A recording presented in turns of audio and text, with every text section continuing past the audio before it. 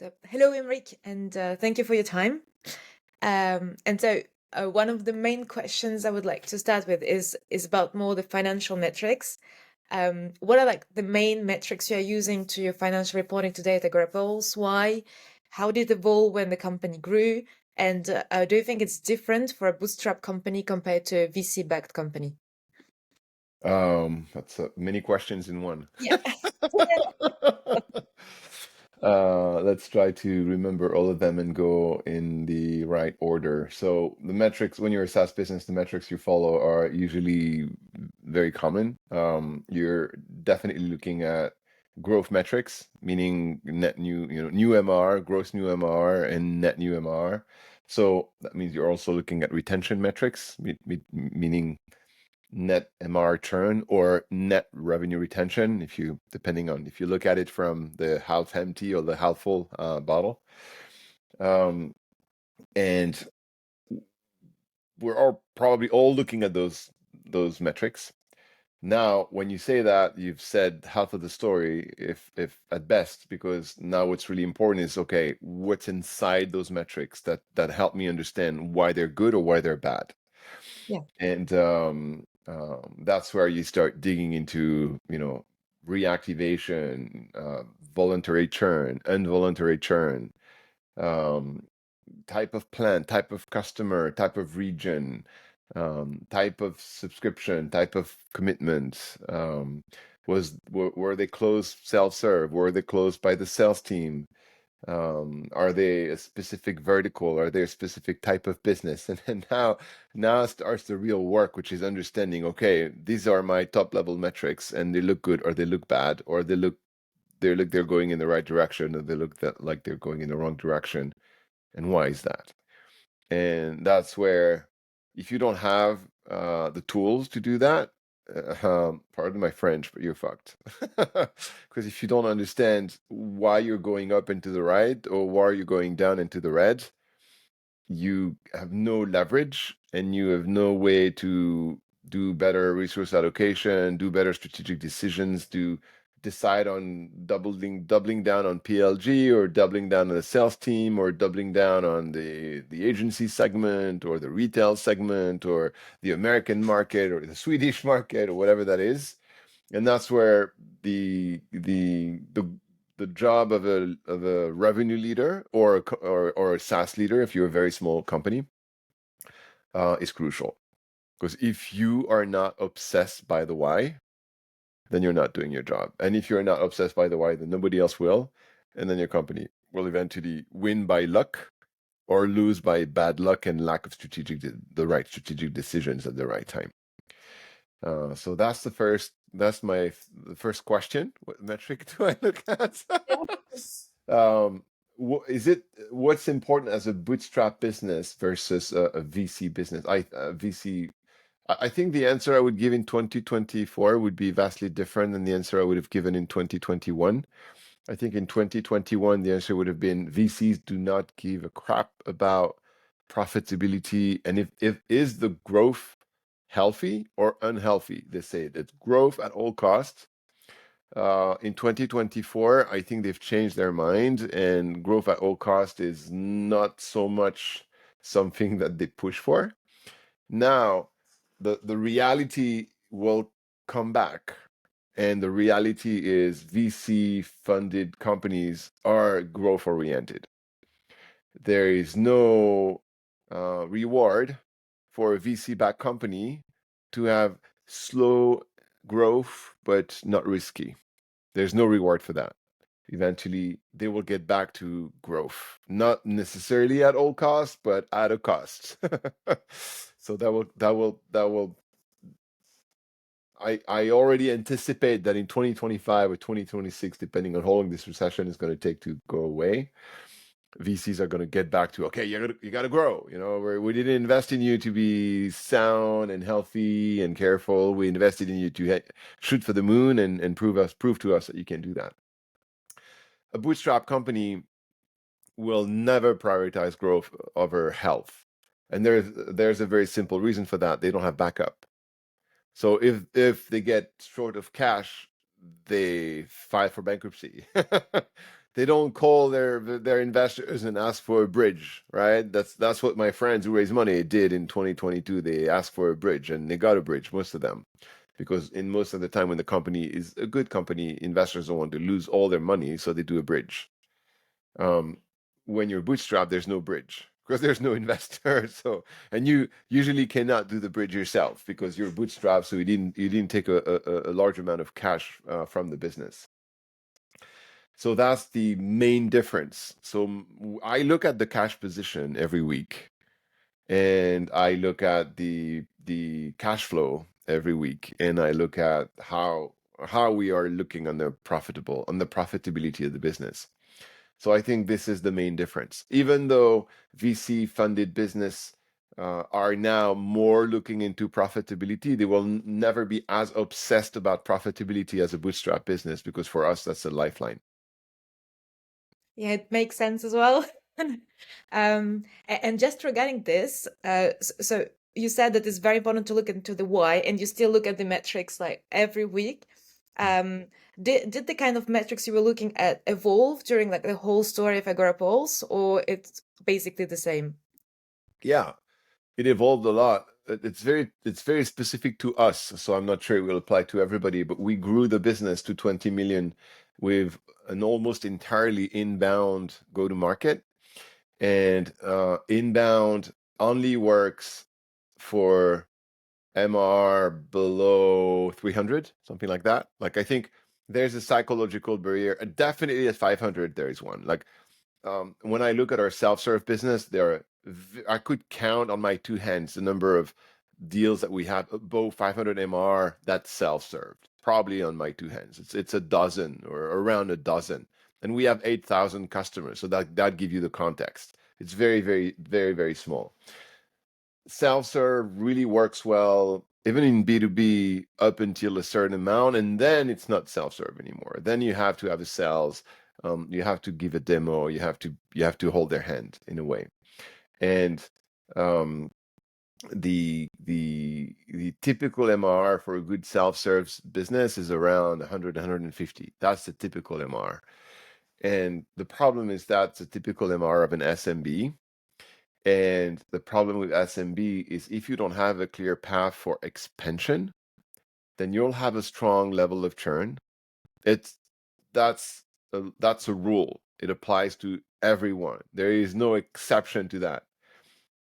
SMB will have higher churn than larger businesses, mid-market or enterprise.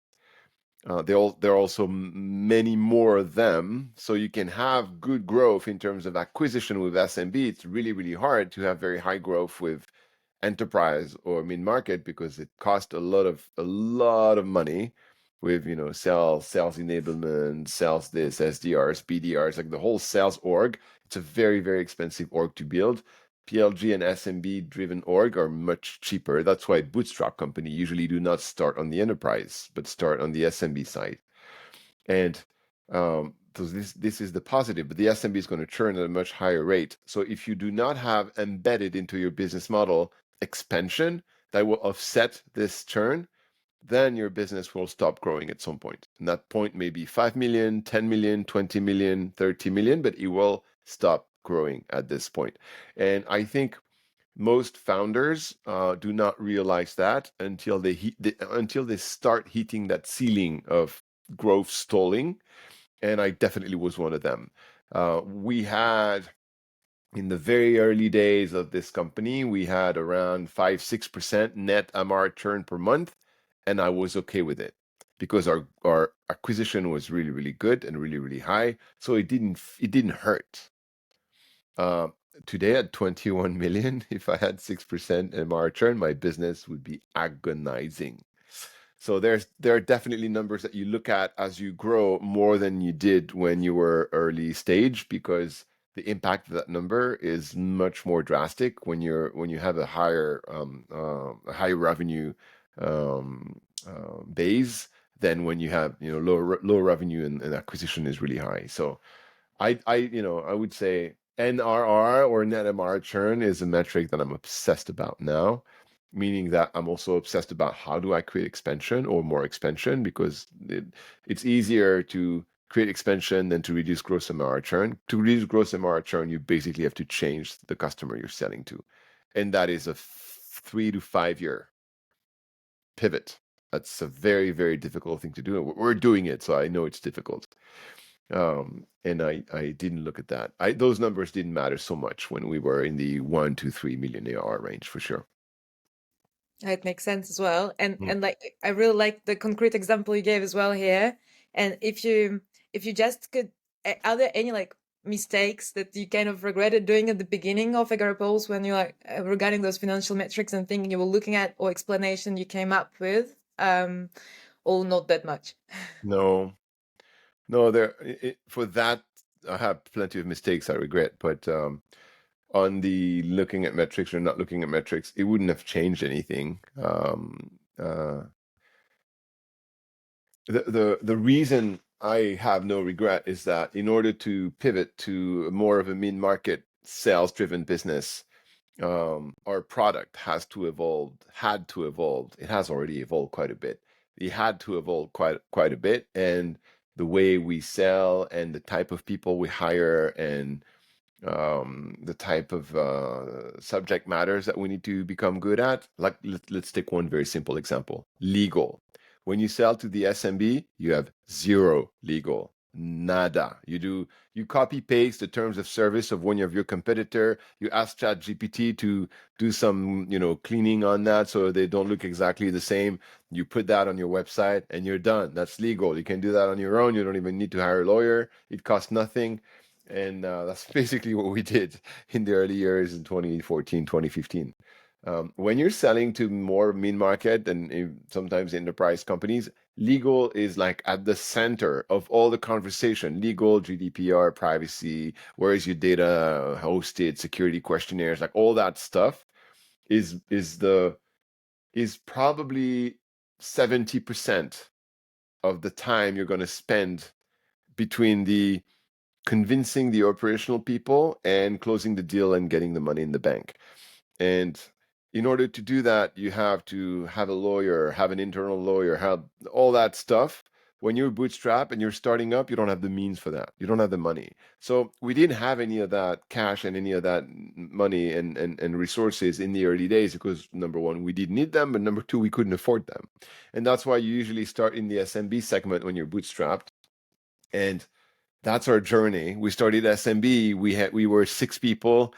We went to 2 millions, and then then we were like 15, and then we went to 4 millions, and then we were 20, and we went to 5 million, and so on and so forth. So it was very gradual. That's the bootstrap, the forcing function of being bootstrapped. And our product could not evolve faster. Our ability to handle topics like legal, security, being a SOC 2 compliant and all SOC 2 audited and all these things. There was no way we could have done that before the year we did them, and it just takes a lot of time. And so I have no regret because there was no way we could have been SOC 2 compliant in 2016, and it would have been a waste of our time anyway, because the customers we had back then didn't care about security and SOC 2.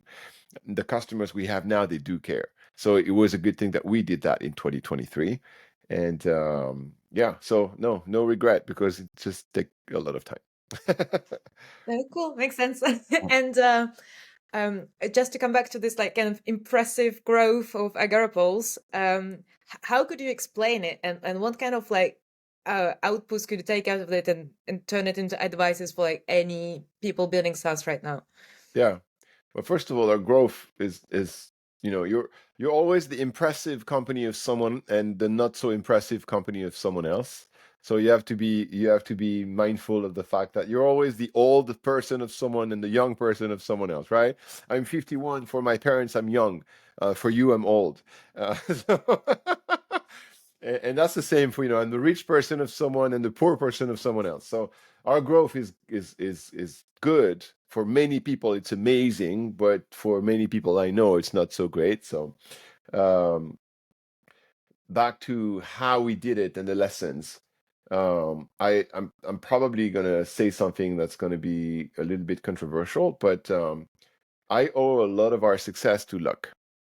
And I'm a big believer that entrepreneurship and entrepreneurship success and business success is hard work, but more importantly, it's luck.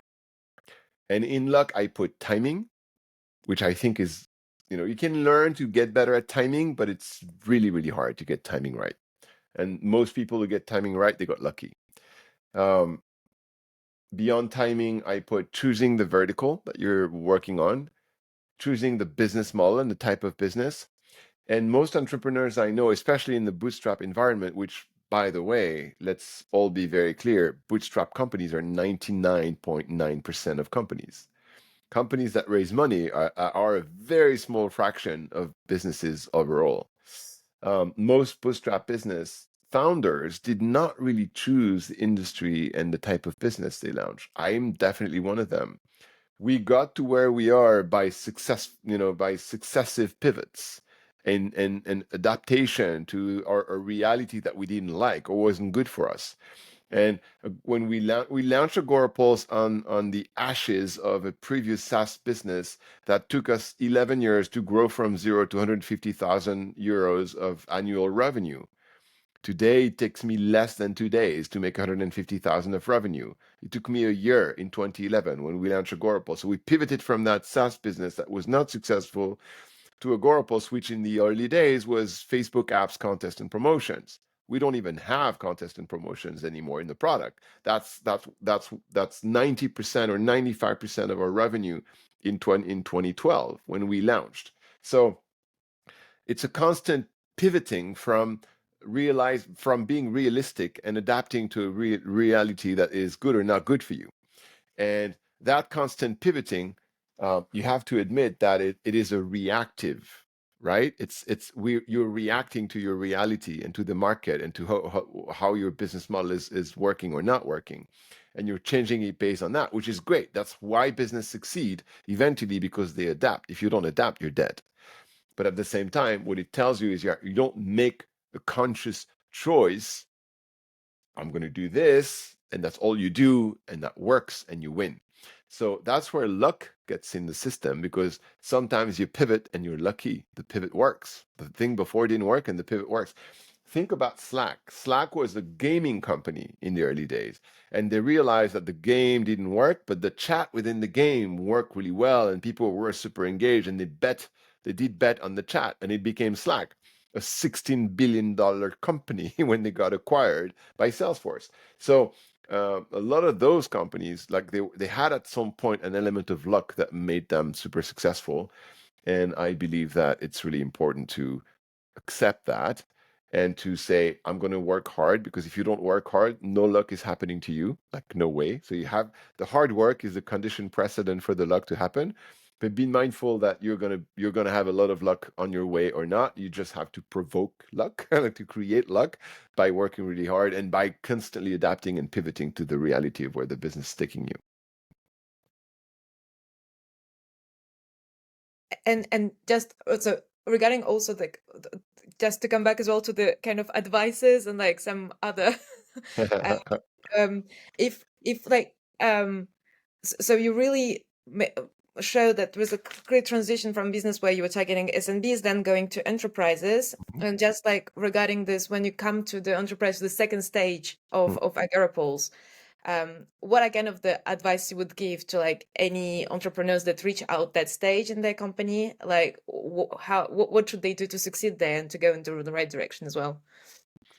um, Talk to peers who have made the pivot or made the that choice before you and are more advanced in that journey.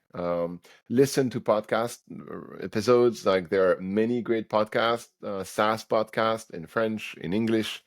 I'm listening to a friend of mine, Jean-Louis Bénard, who is the CEO of Sociable, and they are very, very enterprise, and they've always been very enterprise. And I listen to him and what he says about it. It's a 1 hour and 30-minute interview, very, very detailed, very comprehensive, and you're learning all this stuff I told you about the legal and the important, and it talks all about that. And when you're discovering this, like make sure that you're being exposed to people who have been there, done that before you, so you can you can really deeply understand, why it's important and where you need to invest and where you're currently weak and you need to strengthen your company and your processes. So that's advice number one. Um, and advice number two is, based on that, be very, very agile with your practice. Like constantly question your practice, constantly look at how you're. Sorry. Yep, here we are. Constantly, it's my next meeting. Constantly, um, constantly question what you're doing and do not assume that you're doing it right, because when you're moving away from something you know really well and you do really well to something new, like you're moving away from SMB to mid-market, you're moving away from PLG to sales driven, you're moving away from sales driven to PLG. Like every time you're moving away from a world you know really, really well to a new world that you have absolutely no clue about, you're going to make a ton of mistakes, because those worlds are usually vastly different from the ones you know, and you're you have to, when you're operating in something you know and you're comfortable with, you're operating almost in autopilot, because you know everything, you know how everything works, you have all the processes, you have the right people in the team, you have the right way of working, you have the right tools, you have the right indicators, you have the right KPIs, you have the right dashboards. Like, so you don't have to question yourself too often. When you're changing, like if you go from PLG to sales or sales to PLG, you'll have to question yourself every freaking morning. And because you won't have the right people, you won't have the right tool, you won't have the right processes, and you're going to constantly make mistakes across the board, you and your team. And you're going to have to make constantly very hard decisions, letting go of some people who are not the right people anymore, cutting some tools, destroying some processes and creating new ones. And you have to get back into the nitty gritty of the early years where everything's dirty and everything's hard and everything's rough, and you have to be ready for that and be very, very alert. Which also means, probably my last piece of advice, you have to get your energy back as a founder as in the early days. And so in order to get that, you have to be passionate about the change and the switch and the pivot that you're doing. So if you're going from PLG to sales led, which we are doing now, you have to be passionate about learning the sales motion and getting better at it and investing in it. And it has to be something you enjoy. And I'm saying this because some founders hate the sales motion, because they're very product driven and they love their product and they think product should be everything and solve everything. And as soon as you insert a sales conversation into that, they're like, I don't like sales and salespeople. They're only interested by money. And like, so there's all sorts of preconceived ideas about that, and they don't like this motion. And if they make that move because they have to, then they're going to be unhappy, and everybody's going to know it. So you have to make sure that this is something you will enjoy doing. And if you don't, then find, hope that one of your co-founder will, and rely on them. And if you don't have that, then either not do it and sell your business, or find another leader who will enjoy it and who will like it and who will know how to do it, and give him or her the lead. Yeah, makes sense. Thank you. Yeah, I suppose like you don't have any more time for new questions as well, Just because you one. have the committee. Yeah, Yeah. it depends, but Just one. Yeah. yeah. So okay, perfect. In this case, can you just talk a bit very quickly about pricing? Yeah. Um, because like pricing is kind of a huge challenge for many SaaS companies, Mm. and you were telling another podcast as well that you started with a very low pricing as well and evolved a lot. Could you Mm. tell more about like how to choose the right pricing for your SaaS company, Yeah. and advice that you've told Yeah, absolutely. So on the pricing subject, I had been interviewed by a pricing expert in the US, and the whole podcast was 40 minutes. So if you want to get all my pricing advice, you will have to give me 40 minutes. There's one piece of advice that I can give you in 2 minutes. It is that there is no such a thing as the right pricing for your SaaS. There is a right pricing right now for your SaaS, and that is changing all the time. Our pricing when we were purely PLG versus now where we are more sales driven has to be inherently very different from one from the other. And you have to constantly rethink your pricing or challenge your pricing and how it's done. And ideally, once a year, you should make a change, and ideally more than once a year. So, advice number one, piece of advice number one, think about pricing and think about changing your pricing and challenging your pricing at the very least once a year, ideally twice a year.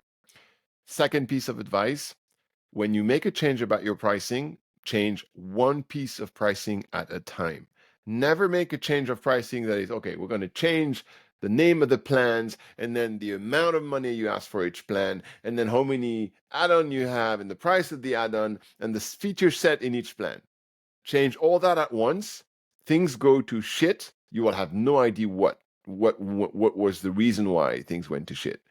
So you'll see, is it the name of the plan? Is it the price of the plan? Is it the mix add-on mix on the plan? It is the feature mix on the plan? No idea. And we did that twice. Very big mistake, because then you don't know what to change. You don't know what to revert back to fix the problem.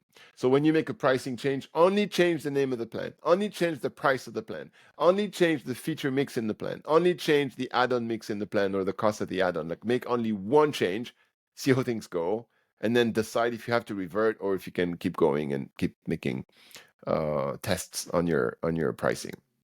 So that's my second piece of advice. The third piece of advice is very basic, is founders in the early days have a tendency to underprice. So keep that in mind, because underpricing is not good for your business. At the same time, increasing your price too high is also very damaging to your business. So there's you shouldn't think that increase the price with no limit, because there is a limit. There is a limit above which the, it's like the efficacy of tax. You know that curve. It goes up as up, and then it goes down, because now when there's too much tax, people start to spend less and work less and make less money, because what's the point? I'm going to give it all to the government. It's the same logic for your pricing. So yeah, there is a tipping point depending on the maturity of your product and who you're selling to. That is the maximum amount of money that you can sell to this kind of customer with this kind of product and value prop. So that's my third piece of advice, and that will be it for today. Perfect. Thank you. No, it was very cool. And I listened to the 40 minutes podcast, so you could like say you can go to listen to the whole thing. It's very Yeah, interesting as well. So thank you. yeah, Perfect. yeah. It's a podcast about pricing by Marcos. Marcos. Shit, I have his last name.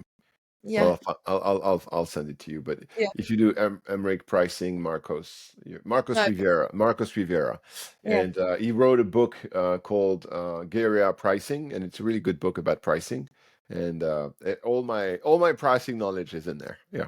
Cool. Mm. Great. Thank you so much. Thank you You're for your time welcome. again, and have a nice day. Thank you. Thank you. Thank you. Bye, Anna. Bye.